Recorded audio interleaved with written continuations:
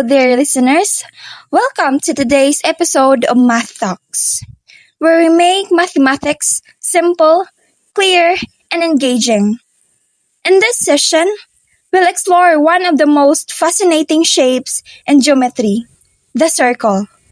Specifically, we'll talk about its important parts: chords, arcs, central angles, and inscribed angles. So sit back, relax, and let's dive into the world of circles. A chord is a straight line that connects two points on the circle. Imagine drawing a line from one side of a circle to another. It doesn't have to pass through the center, but it always touches the circle at both ends. The longest chord in a circle is the diameter because it passes through the center.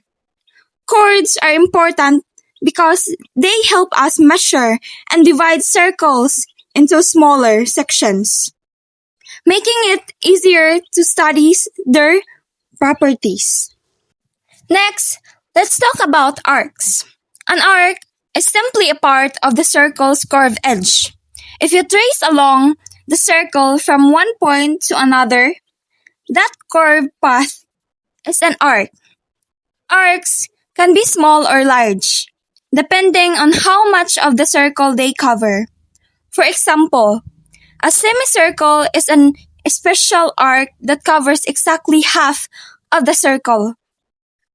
Arcs are often named using the points that mark their ends, like arc AB. They're useful in measuring angles and in real-life designs, such as bridges and round windows.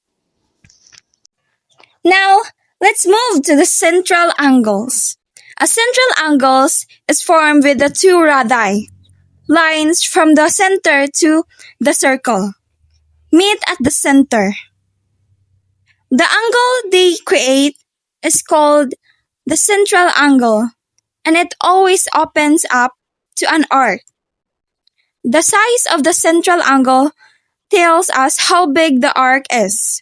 For example, a central angle of 90 degrees corresponds to a quarter of the circle, or one-fourth of the arc.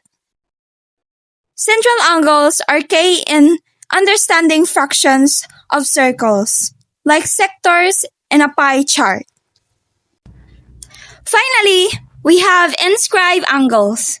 These angles formed when two chords meet at a point on the circle itself, not at the center. The interesting thing about inscribed angles is that they are always half the measure of the central angle that subtends the same arc. For example, if a central angle measures 80 degrees, the inscribed angle facing the same arc will measure 40 degrees. This property makes inscribed angles very useful in solving geometry problems and proving theorems.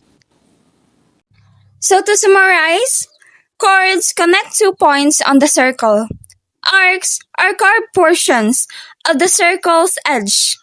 Central angles are formed at the center and measures arc directly.